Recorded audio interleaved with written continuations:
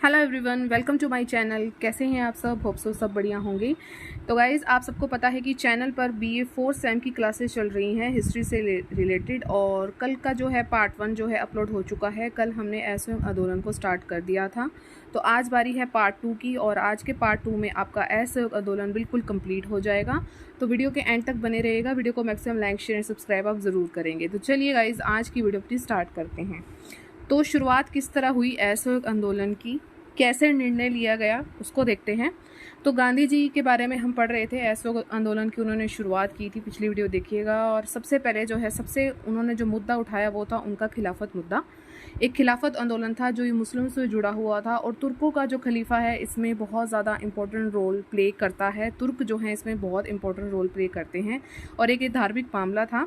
तो गांधी जी खिलाफत मुद्दे पर मुस्लिम नेताओं के निकट में थे। एक खिलाफत मुद्दा जो था चल रहा था मुस्लिम नेताओं के बीच में, और इस मुद्दे पर गांधी जी इन सब के निकट थे। और उन्होंने नवंबर 1919 में खिलाफत मुद्दे पर सरकार से असहयोग की बात की थी। सरकार के कड़े रुख से बहुत ज़्यादा जब परेशान हो गए, तो मुस्लिम नेताओं ने भी क्या किया, जो कि खिलाफत मुद्दे पर इनके साथ थे, तो मुस्लिम नेताओं ने भी क्या किया, असहयोग आंदोलन को अपना लिया। हिंदू भी हैं, मुस्लिम भी हैं, ठीक है। और इसी बीच गांधी जी ने क्या किया, गांधी जी ने जैसे कि हम कांग्रेस की बात करेंगे क्योंकि कांग्रेस से ये जुड़े हुए थे, तो कांग्रेस पर भी जो है खिलाफत मुद्दे, पंजाबी घटनाओं और स्वराज की प्राप्ति के लिए जो है गांधी जी ने ये मुद्दे उठाए। कौन कौन से मुद्दे थे? खिलाफत मुद्दे, जो कि एक धार्मिक मामला था, पंजाब में जो घटनाएं हुई उनसे रिलेटेड था, और स्वराज की प्राप्ति के लिए इन्होंने असहयोग का जो है कार्यक्रम अपनाने के लिए दबाव डाला।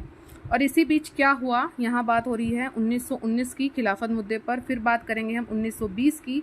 1920 में क्या होता है, एक आपका अखिल भारतीय कांग्रेस कमेटी की जो है स्थापना की। ये जो स्थापना की गई वो मई में की गई, अखिल भारतीय कांग्रेस कमेटी की। क्या किया इस कांग्रेस कमेटी ने कि इसने कहा कि असहयोग आंदोलन के निर्णय के लिए कांग्रेस एक विरोध अधिवेशन कलकत्ता में आयोजित किया जाएगा। ठीक है, क्या किया जाएगा, जो हमने निर्णय लेना है कि हमने असहयोग आंदोलन को स्टार्ट करना है, तो उसके लिए एक जो है अधिवेशन बुलाया जाएगा। वो कहाँ बुलाया जाएगा? कलकत्ता में। तो ये चीज़ आपको याद रखनी है। इस अधिवेशन में जो है असहयोग आंदोलन को पास किया जाएगा। तो 1 अगस्त 1920 को बात करेंगे हम। 1 अगस्त 1920 पर आ गए हैं। यहाँ पर मई में कमेटी की स्थापना हुई, अब हम अगस्त पर आ गए हैं। 1 अगस्त 1920 की बात कर रहे हैं।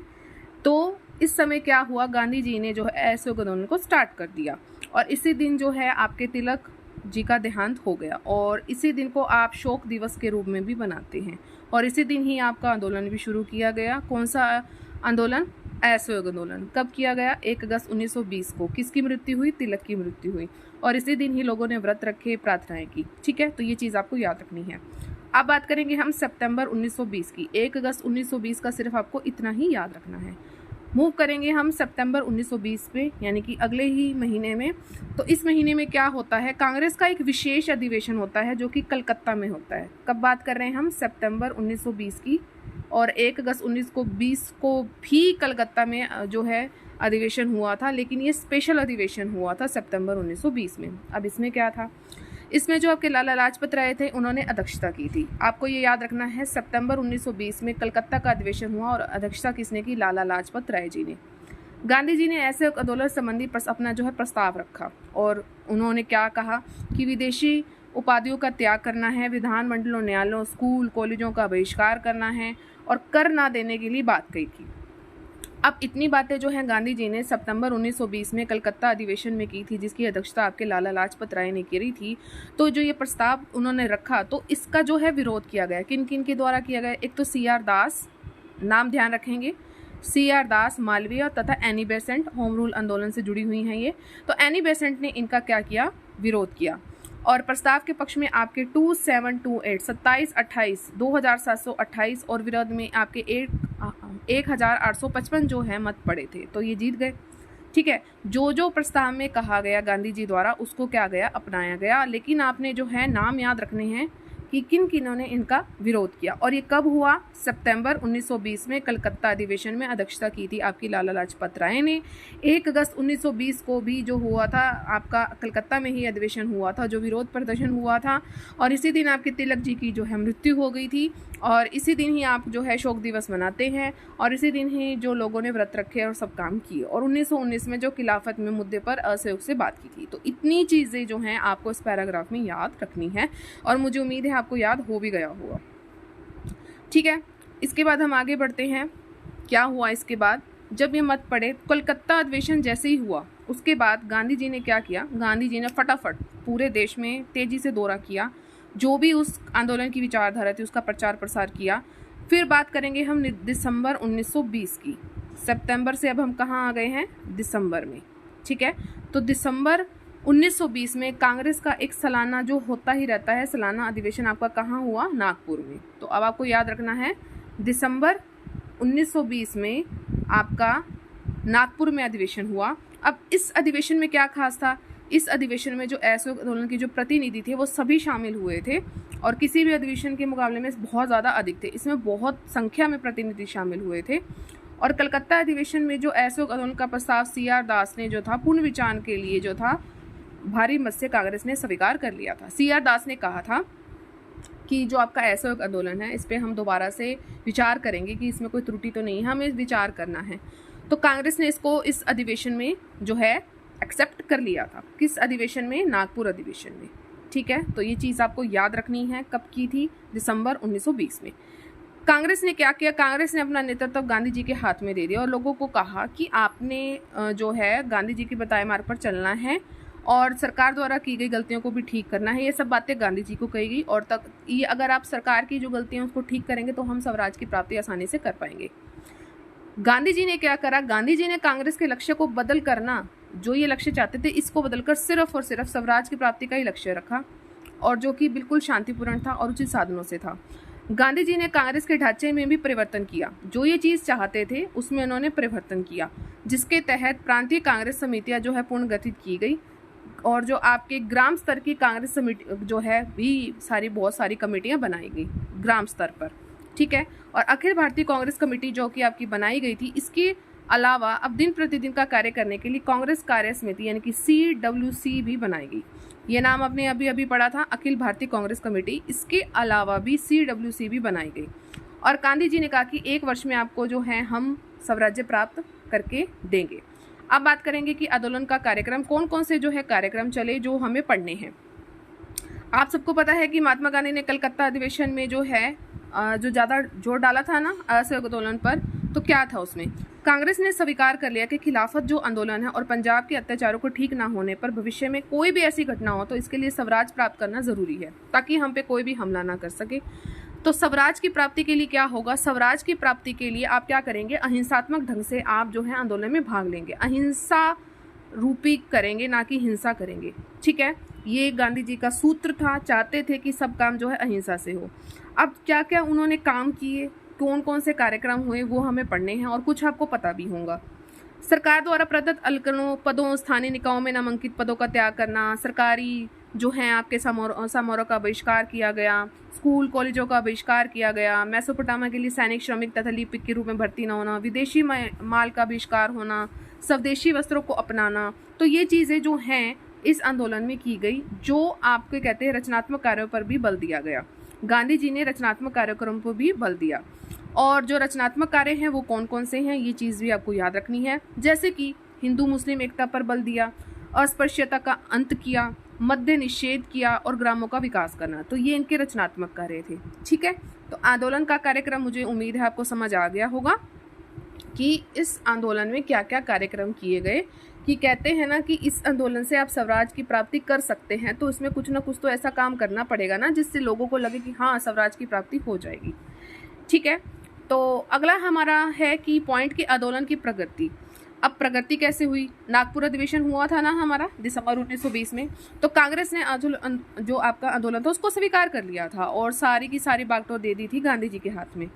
अब कांग्रेस द्वारा आंदोलन को अपना लेने से आंदोलन में नई ऊर्जा आई, देश के सभी भागों में जो है आंदोलन फैलने लगा।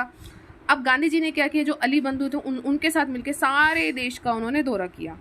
अब इस बीच क्या क्या हुआ, तो ये आपको पॉइंट्स देख रहे होंगे कि उपाधि और अवैतनिक पदों का त्याग किया। आप सबको पता है कि रविंद्रनाथ टैगोर ने नाइटहुड की उपाधि का त्याग कर दिया, तो सबसे पहले ये किया।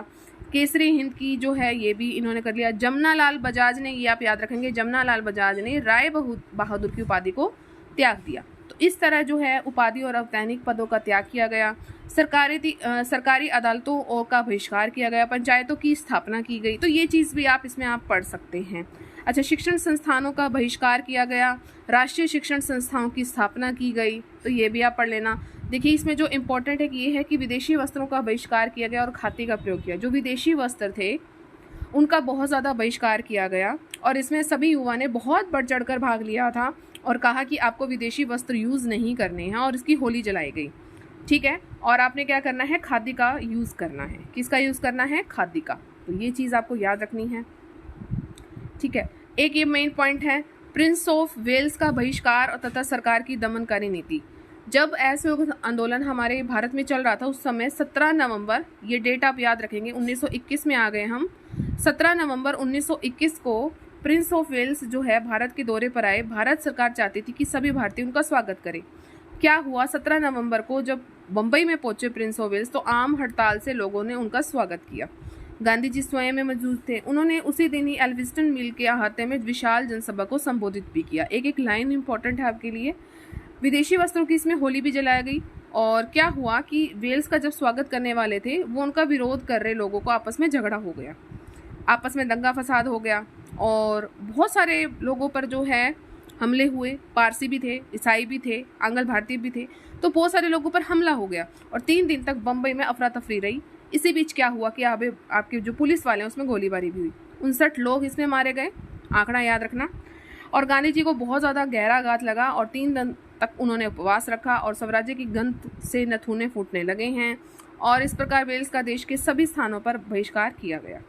ठीक है, तो ये चीज़ आपको याद रखना है। और साथ में आप ये पॉइंट भी याद रख सकते हैं कि सहयोगी आंदोलन, इसके साथ असहयोग आंदोलन के साथ साथ कौन से और आंदोलन भी चल रहे थे उसको भी आप याद कर सकते हैं। तो उत्तर प्रदेश में आपका किसान आंदोलन की शुरुआत हुई। असम में आपकी चाय उगती है ना, तो चाय बागान मजदूरों ने आंदोलन कर लिया। असम बंगाल में रेलवे कर्मचारियों की हड़ताल हुई। राजस्थान में किसानों और जनजातियों में आंदोलन शुरू हुआ। तो ये 4-5 चीज़ें आप याद कर सकते हैं। तो उम्मीद है आपको ये टॉपिक बिल्कुल समझ आ गया हो कि शुरुआत कैसे हुई। अब बात करेंगे कि इनका स्थगन कैसे हुआ। ऐसा क्या हो गया कि इसका स्थगन करना पड़ा, इसका सस्पेंशन करना पड़ा।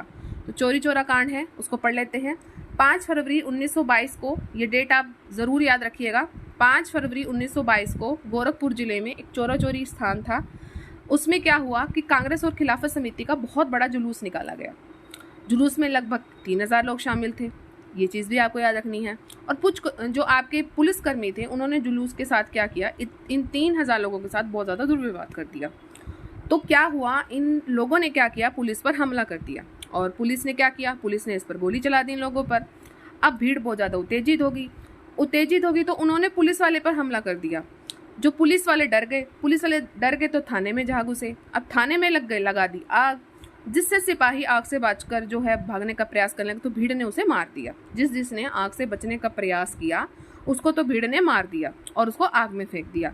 इस घटना में आपके 22 पुलिसकर्मी मारे गए। याद रखिएगा, 5 फरवरी 1922 की ये बात हो रही है और 22 ही पुलिसकर्मी इसमें मारे गए। ठीक है, याद हो गया होगा।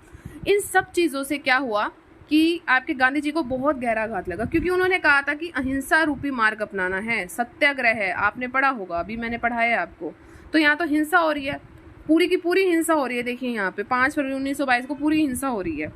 तो उन्होंने देखा, उनको बहुत चोट लगी और उन्होंने इस आंदोलन को स्थगित कर दिया। 5 फरवरी को ये बात हुई। 12 फरवरी को कांग्रेस कार्य समिति की एक बैठक हुई थी, जो कहाँ हुई थी, आपकी बारदोली में। कहाँ हुई थी, बारदोली में। तो इसमें गांधी जी ने क्या कहा कि जो चोरी जो घटना हुई है, इस घटना में जो 22 पुलिसकर्मी मारे गए, तो उसको देख के मैं इस आंदोलन को स्थगित कर रहा हूँ। और रचनात्मक जो आपके कार्य थे, रचनात्मक कार्य, उस पर जोर दिया गया और उधर सरकार ने गांधी जी को गिरफ्तार कर लिया। इस प्रकार आंदोलन का अंत हो गया।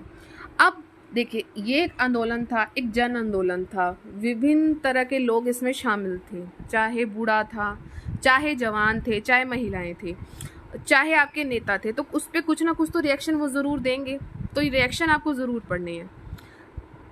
बहुत ज़्यादा विरोध हुआ जब गांधी जी ने इसका स्थगन किया, बहुत ज़्यादा विरोध हुआ।